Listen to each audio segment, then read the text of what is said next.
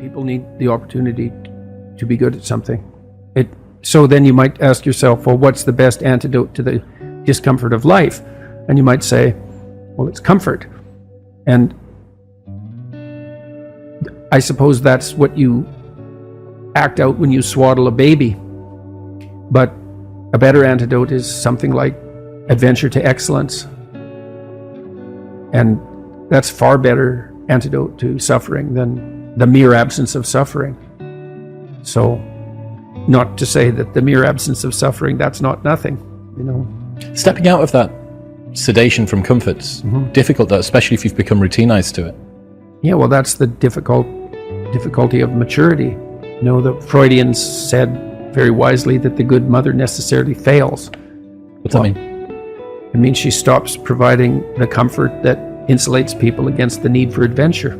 I heard you say recently that a mother's ability to let her child go out into the world, knowing that they're still vulnerable and that it's now down to them and the world to look after them, that's one of the bravest things that they can do. It's the female crucifixion. And that's exemplified best in, well, the best portrayal of that I've seen is Michelangelo's Pieta. You know, it's a statue of Mary, and she has Christ's body on her, as an adult, on her lap, and he's broken and destroyed, and, you know, she's displaying that. And that's the bravery of a mother, to allow that to happen. But not only that, to facilitate it. So what about... Way you go, kid. Way you go. Well, why? It's dangerous out there. It's like, yeah, no kidding. It's more dangerous here if you stay with me. By a lot.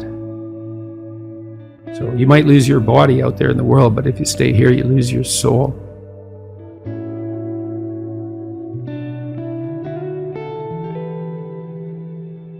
Don't have one plan, right? If you're going to stake yourself on something, you should throw a couple of alternative scaffolds up beside you so that you have somewhere to go. You want to be a doctor? Okay, well, you could be a nurse. It's like, it's not a doctor, but it beats cutting your throat. You're still doing 80% of what you wanted to do. So you want to think about this during your whole life, man. If you're going to take a high risk, you want to scaffold yourself in other areas so that if it fails, the bottom doesn't drop out and you die. And it's also very much worth thinking about with regards to setting up your life in general. It's like, if you concentrate solely on your career, you can get a long way in your career. And I would say that that's a strategy that a minority of men preferentially do. That's all they do. They work like 70, 80 hours a week. They go flat out on their career.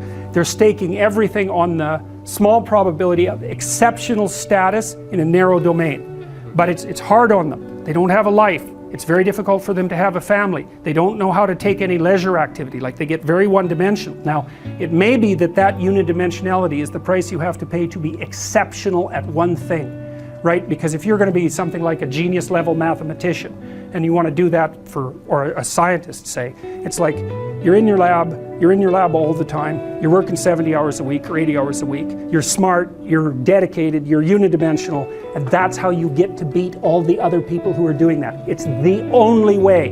But the problem is you don't get a life. Now, if you love being a scientist and you have that kind of focus of mind, well, first of all, you're a rare person, and second, you're going to pay for it. But fine, more power to you. But it's a risky business to do that. You sacrifice a lot for it, you know. And I would say most often, if you're speaking about having a healthy life, that isn't what you do. You spread yourself out more. So, you know, you have a family, you have some things that you do outside of work that are meaningful to you and useful. You have a network of friends. Well, those 3 things alone, or 4 things alone, are plenty to keep you well oriented. And then if one of those things collapses, you know, everything doesn't go. Now, the price you pay for that is the more you strive to optimize that balance, the less likely you are to be fantastically successful at any single one of them. But you might have a very, you know, if you consider your life as a whole, that might be a winning strategy. One of the things Carl Jung said, I really liked this. He thought that men went after perfection and women went after wholeness. So they're different value, they're different, there's something different at the top of the value hierarchy. So perfection would be stake it all on one thing and look for radical success. Not that all men do that, because they don't, but we're talking about extremes, at least with regards to the men that do that. The wholeness idea is more like, well, I want one thing in my life to be 150%, or I want 5 things in my life to be 80%. Well, there's a lot more richness in a life where you have 5 things operating at 80%, but you're not operating at any of them at 150%. So, and I really believe this because I've watched men and women go through their careers now for a long period of time, and one of the things that, there's lots of things that produce this, but one of the things that I've noticed is that mostly women in their 30s bail out of unidimensional careers. They won't do them. They won't put in the 80 hours a week that they would have to put in order to dominate that particular area. And it isn't, the reason that they won't do it is because they decide it's not worth it. And no wonder, because why would that be worth it? You have to ask yourself that. It's like, well, you want to be an outstanding scientist. It's like, okay, really, that's what you want, because that means that's what you do. Because you're competing with other people, you know, they're smart, they're hardworking, and if you want to be at the top, you have to be smarter and work harder than any of them. And working hard means working long hours. I mean, it also means working diligently, but in the final analysis, it's also an additive issue. If I'm smart and hardworking and I can crank out for 70 hours a week, and you do it for 30, it's like, in 2 years, I'm so far ahead of you, you will never ever catch up.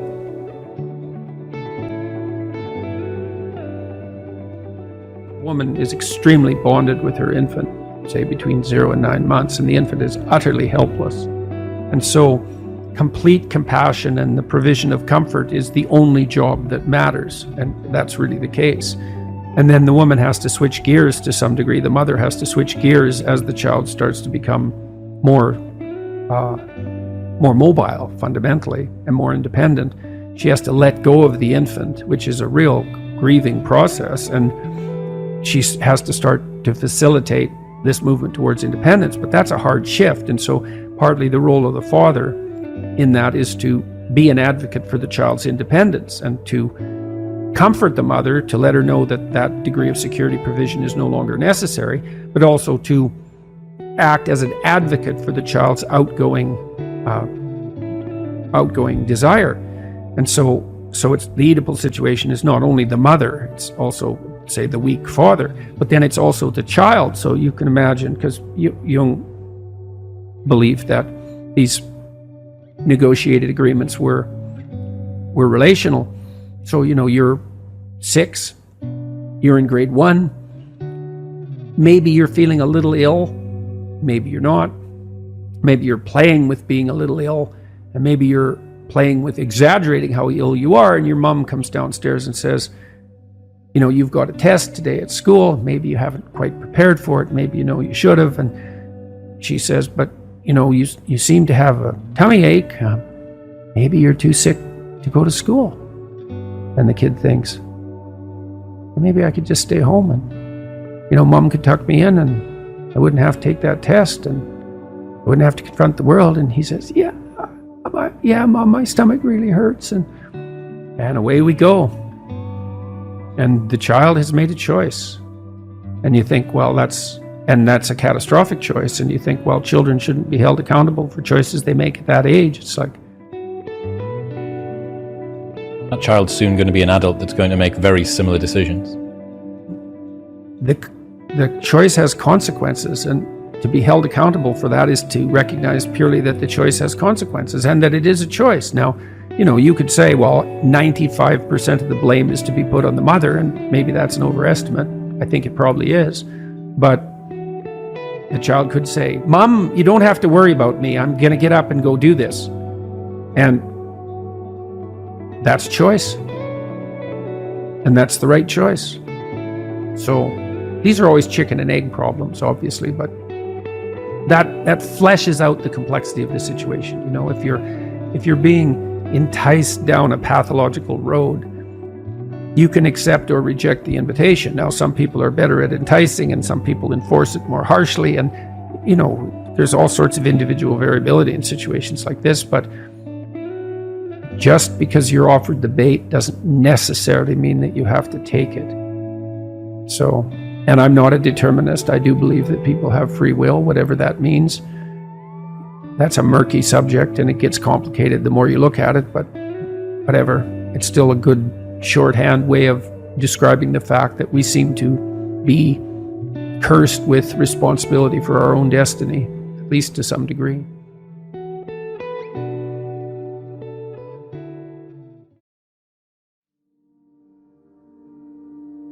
How do you advise people that are dealing with imposter syndrome? Oh, everyone deals with that. Every time you make a status shift as you move upwards, of course you have imposter syndrome, because when you first make a transition into a new role, you are an imposter because you're a beginner. You don't know what you're doing. And that doesn't mean you're a liar or a fake. And it doesn't mean you should presume more knowledge than you have. It's, what did Nietzsche say? Every great man is an actor of his own ideal. And that feeds into the imposter syndrome in some sense. If you want to move to the next stage, at some point you have to act like you're already there when you're just barely started. And that's not a lie. It's the willingness. It can be, and it can degenerate into a lie, especially if you presume more than you know. But if you move, let's say you move from being an undergraduate to a graduate student. Well, all the other graduate students and the professors know that you're just a beginning graduate student. They're not going to expect as much from you as they would from a more seasoned graduate student. So you have some leeway that's genuine, but you are, the low-rung occupier of that role. And of course you're going to feel like you're an imposter if you have any sense, because you're just barely there. You just made the transition. That's okay. That's not a problem. First of all, you have to understand that everyone with any sense who isn't narcissistic feels that. And it's actually an indication of your mental health and your competence, as long as that doesn't become crippling. It shouldn't knock you out. I'm such a phony. Well, don't be a phony. That's the first thing. If you're dealing with competent people and you admit your ignorance, the competent people never judge you harshly for that, as long as you've been paying attention. So in my classes, for example, people were often afraid to ask questions. And so sometimes I would point to people and ask them if they had a question, especially the quieter types. And they'd be afraid to ask the question because, they're revealing their ignorance. And they would assume they're the only person in the room that's that ignorant, but they're not, because if they were paying attention and they had a question, the probability that half the class had that question was really high. That's different if you're not paying attention.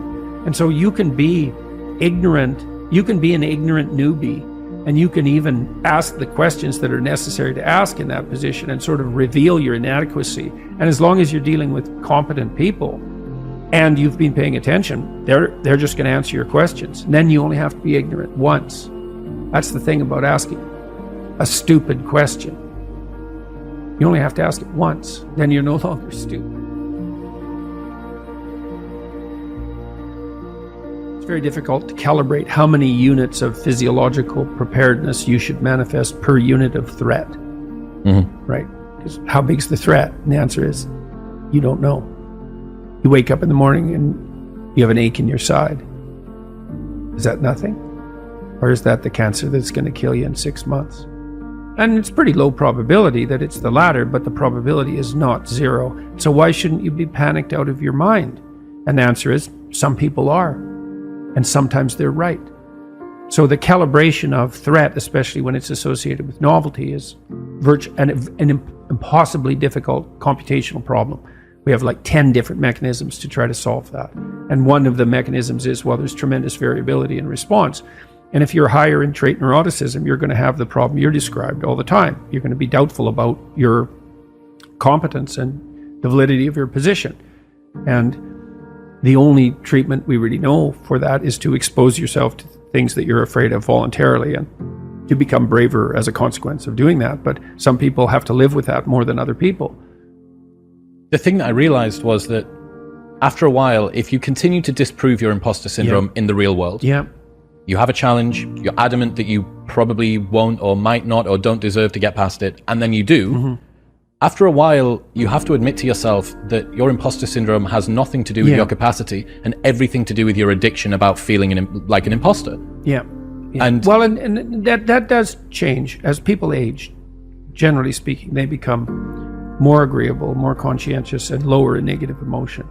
And some of that is that adaptation. You see that you've survived through various challenges, and then you can review that evidence to yourself, but also the people around you bolster you because they have confidence in you, and so their anxiety doesn't trigger your anxiety, and they'll remind you too, you know, you got this, you've done things in the past. Such a wealth of data, you know, you've done it so many times. Yeah. And yeah, I think... And that does help. I mean, it does help. People get more confident as they get older, and they accrue experience because of that. But it's subject to that underlying trait variability and sensitivity to negative emotion. I mean, there's been good psychometric analysis of self-esteem scales and neuroticism scales. And they're pretty much the same thing, reversed. And so, are you confident in yourself? Self-esteem. Do you lack confidence? Trait neuroticism. And so, it is harder for some people because it takes more evidence for them to dampen down their response to threat. So, and it's partly because we're all adapted to some degree to the failure of induction, right? Just because something happened multiple times in the past does not mean necessarily that it will happen the next time. And that's it's the farmer and chicken problem, right? Farmer's always feeding the chicken. Chicken thinks the farmer's his best friend, but one day the chicken is dinner.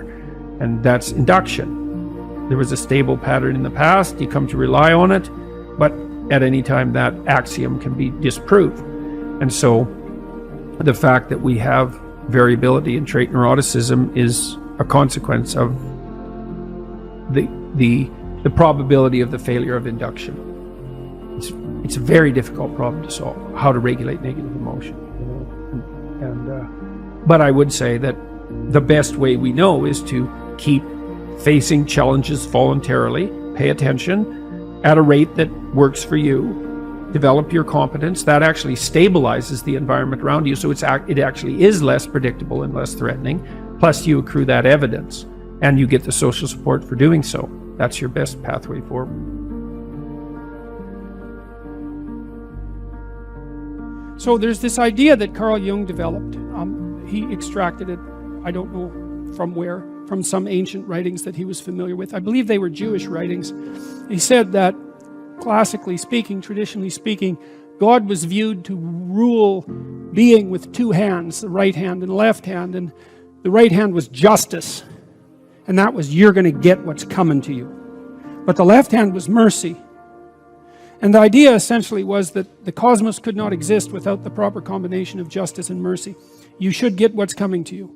But people are fallible and they make mistakes. And so it's reasonable to apply that to yourself. You know, there's an idea that's been developed by psychologists over the last few decades that people are basically narcissistic and that they generally feel that they're better at most things than other people.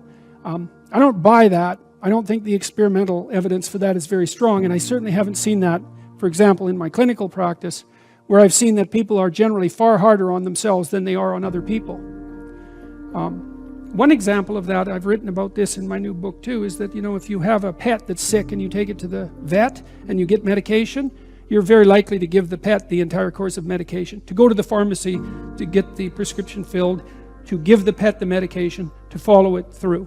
But if you are the person who has the problem, yeah, you all laugh because you know the story. It's like a third of you won't even go fill the prescription, and of the remaining 2/3 of you, half won't take it to completion. And you think, well, why are people like that? And I think it's because they know themselves, they have contempt for themselves because of their flaws, and then they come to despise themselves. And I think that's a big mistake. That's too much justice and not enough mercy. And you know, Jung wrote about the biblical injunction that you should treat your neighbor as if he were yourself, essentially.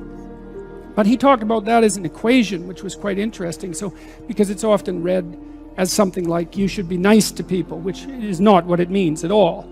Because first, nice is a very low-end virtue, but it isn't what it means. What it means is that you should treat your neighbor as if he or she is someone that you wish to encourage and develop, but that you should also have exactly the same attitude towards yourself, which is sort of in some sense regardless of what your opinion is of yourself. Critical, let's say, hypercritical even, which is often the case with people who are anxious or perhaps who are hyper-conscientious. You have to put forward to yourself the same sympathy, we could say, that you would extend to someone else that you cared for. That's the thing, is that you have to come to treat yourself as if you're someone that you care for. And I mean that technically. You know, you detach yourself from yourself and you think, okay, well, if I was going to construct a mode of being that was optimal for this person that I happen to be, what would that look like? And that's sort of independent of whether or not you think you deserve it. It's like, maybe you deserve it and maybe you don't. Innocent until proven guilty, that's a pretty good policy. But you should come to lay out a mode of being for yourself that gives you some credit, you know, and that will also help you in your dealings with other people, but it's often very difficult for people to do that to themselves.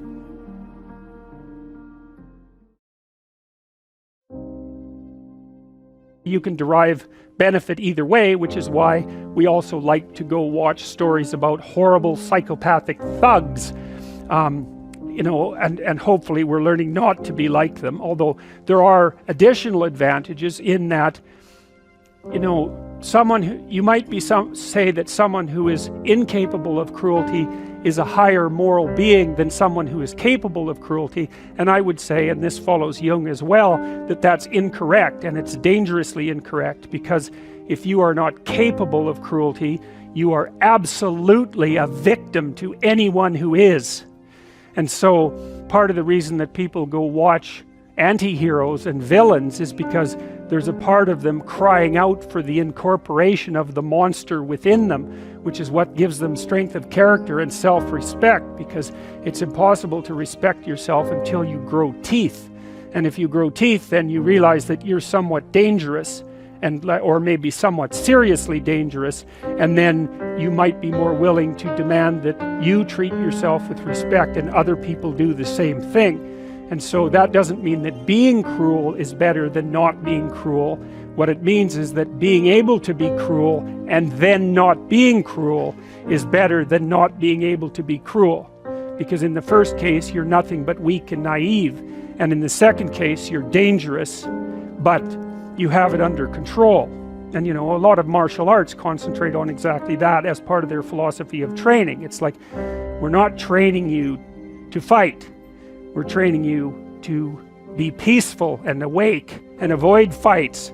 But if you happen to have to get in one, and I guess the philosophy also is that if you're competent at fighting, that actually decreases the probability that you're going to have to fight, because when someone pushes you, you'll be able to respond with confidence, and with any luck, and this is certainly the case with bullies, with any luck, a reasonable show of confidence, which is very much equivalent to a show of dominance, is going to be enough to make the bully back off.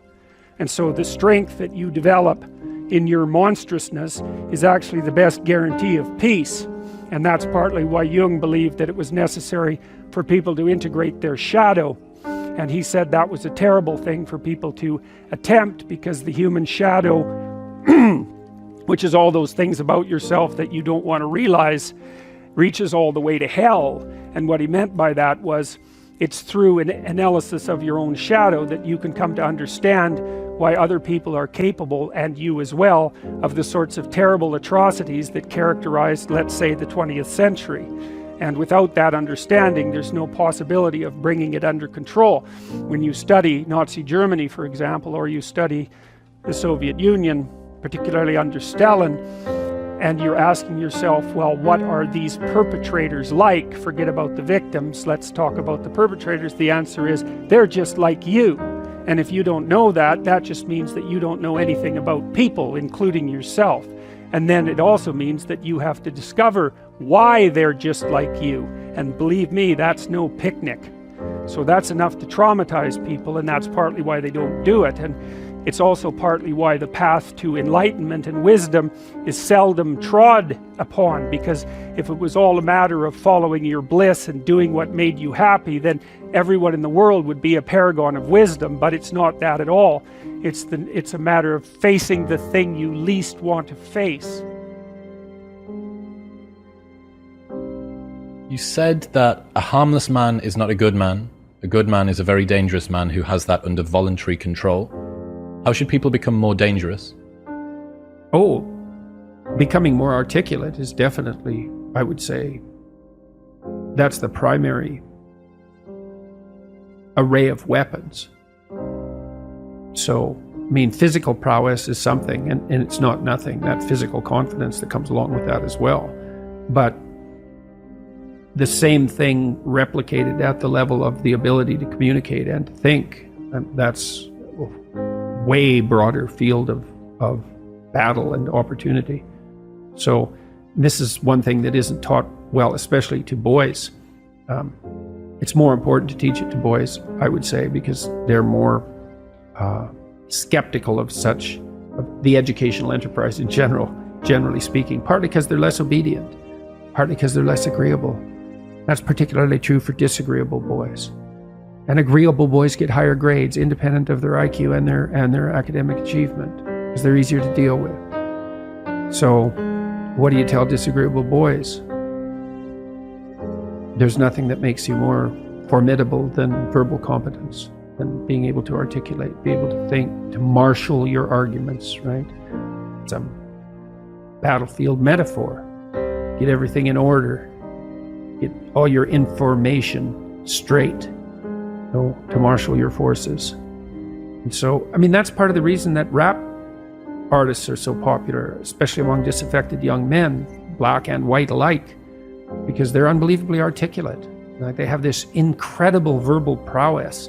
It's unbelievably attractive, and it's associated with genuine artistic and redemptive activity, often focusing on something that's approximately the voice of the underclass, let's say, but a powerful voice, right? And it's interesting to see how many young white guys identify with that.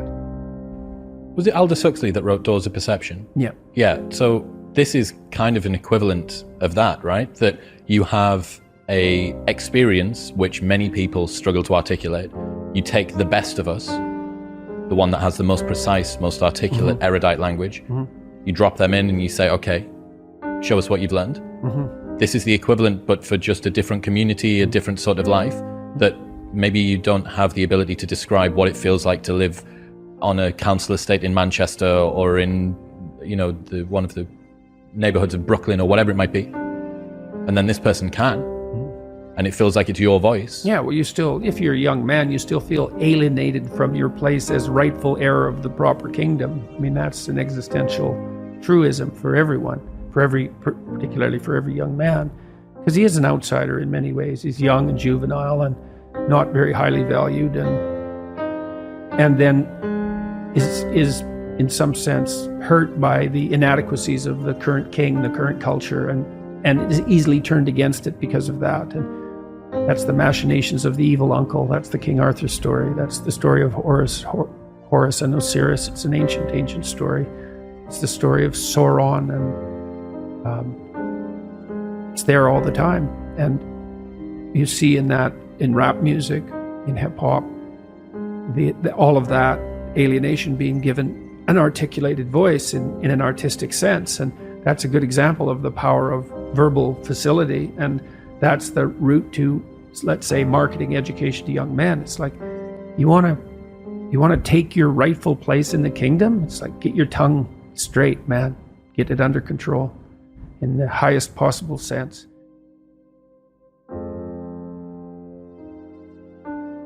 Where do you look for the most valuable thing when you don't know where it is? Well, each of the knights looks at the forest surrounding the castle and enters the forest at the point that looks darkest to him. And that's a good thing to understand, because the gateway to wisdom and the gateway to the development of personality, which is exactly the same thing, is precisely through the portal that you do not want to climb through. And the reason for that's actually quite technical. This is a Jungian presupposition too, is that, well, there's a bunch of things about you that are underdeveloped, and a lot of those things are because there's things you've avoided looking at because you don't want to look at them, and there's parts of you you've avoided developing because it's hard for you to develop those parts. And so it's by virtual necessity that what you need is where you don't want to look, because that's where you've kept it. There's a deep existential lesson in that your being is limited and flawed and fragile. You're like the genie, which is genius in the little tiny lamp, you know, this immense potential, but constrained in this tiny little living space, as Robin Williams said when he played the genie in Aladdin.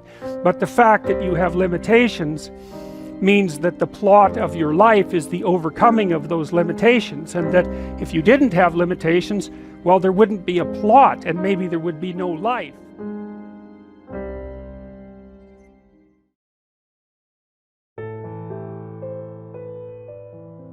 I mean, there's always parts of yourself that you can overcome. And so that's William James' moral equivalent to war, essentially. Now, if you need something to grapple with, and you probably do, you can find that. You just look inside, you'll find something to grapple with. You know, inadequacy, weakness, susceptibility to temptation, narcissism, pride, envy, revenge, resentment, frustration, lack of faith, all of that. That'll keep you occupied if you really grapple with it. And yeah, I mean, that's an ancient theological question. You know, what's up with the devil? Why does the possibility of evil exist? Why is there an eternal adversary? You see that reflected in Cain and Abel, right? At the beginning of the Genesis stories, essentially. The first two human beings are good set against an adversary. And that's what opens history, that story. You think, well, why would God construct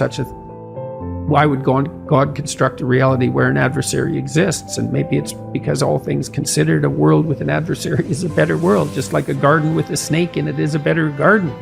These things aren't easy to understand.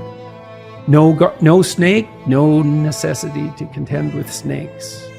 So why be awake at all? No adversary, no challenge. Why be challenged? Because maybe you're better for the challenge. And maybe that's the challenge, to see if you can be better for the challenge. But that should be internal. Well, fundamentally, if it isn't, you'll find it externally, because you'll demonize someone to turn them into Satan so that you can find an adversary. And then that's very unfortunate for you and for them.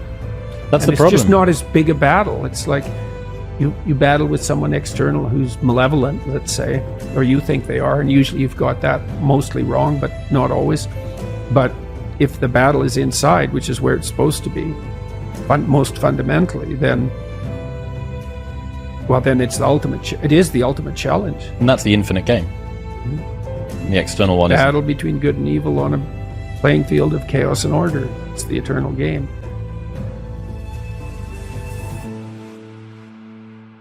And you can play that out in the external world, but part of what the religious enterprise is about, and the Christians have really contributed to this, is the notion that sacred battle is fundamentally spiritual, which is to say, in some sense, fundamentally psychological. It's to be fought on the battleground of the soul, internally. It's a subjective issue.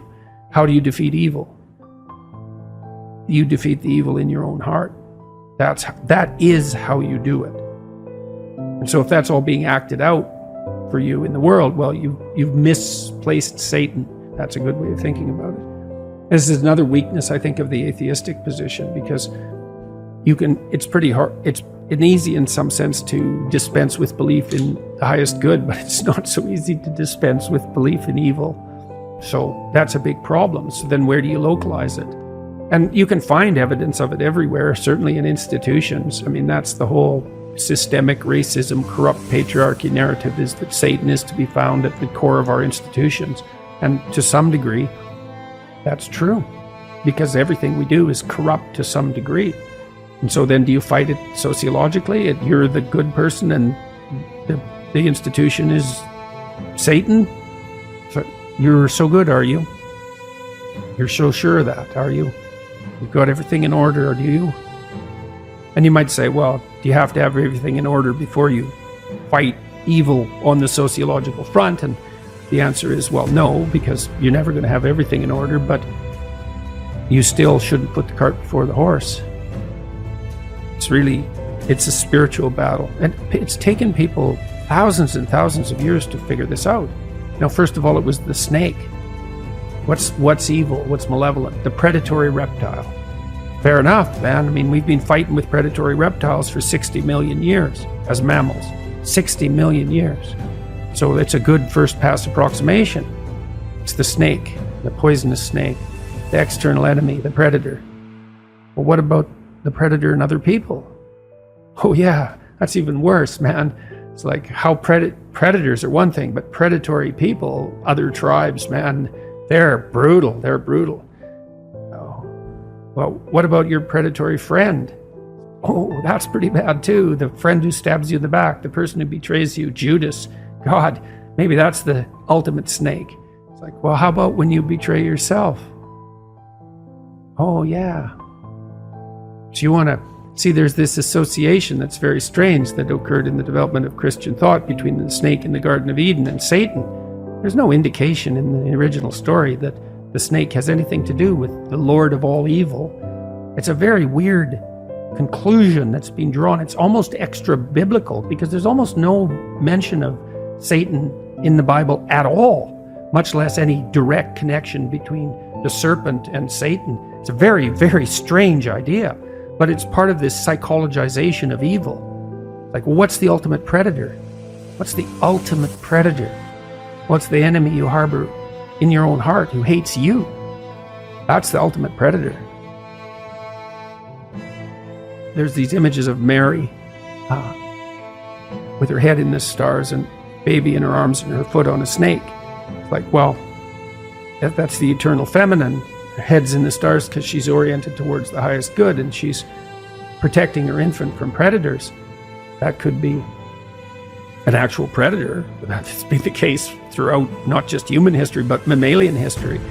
Could be other people who are predators. Could be men who are predators. Could be her, who's a predator. The devouring mother. It's like, well, what's the ultimate locale of genuine evil? Well, the highest religious answer is, that's in you. That's the proper place to battle it out. And I think that's true. I think it's literally and metaphorically true. And I was convinced of that in part because of Solzhenitsyn's writings, because Solzhenitsyn identified the totalitarian state with the willingness of the subjects of that state, the subjects and the perpetrators at the same time, to live by lies. No totalitarian state if people don't lie.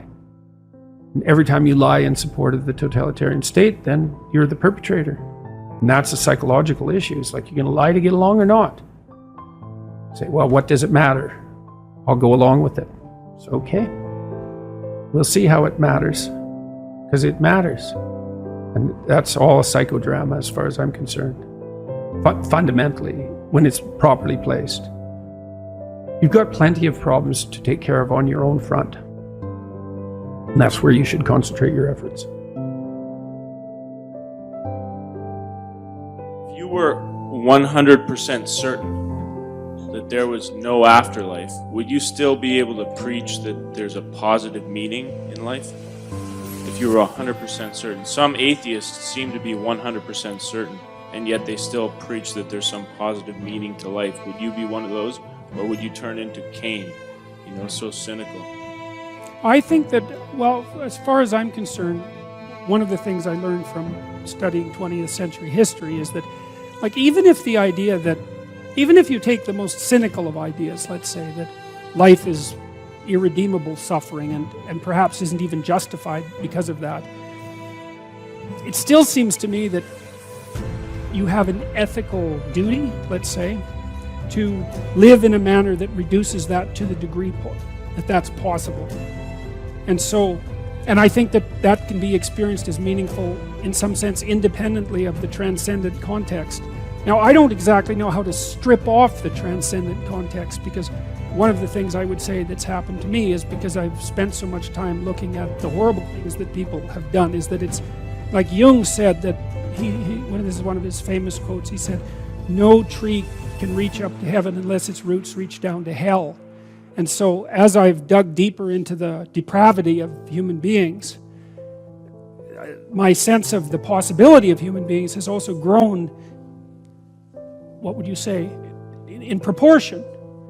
And until I've become convinced actually that good is a more powerful force than evil, even though evil is an unbelievably powerful force. And so I can't really strip the transcendent away. Now, what bearing that has on eternity, say on an afterlife, I mean, I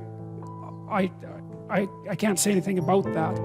The only thing I guess I can say is that there are many things about being that we don't understand in the least. And we don't understand the nature of consciousness or the nature of time. So I wouldn't despair about that, but yes, I think that life can still be meaningful without there being a necessity of an afterlife.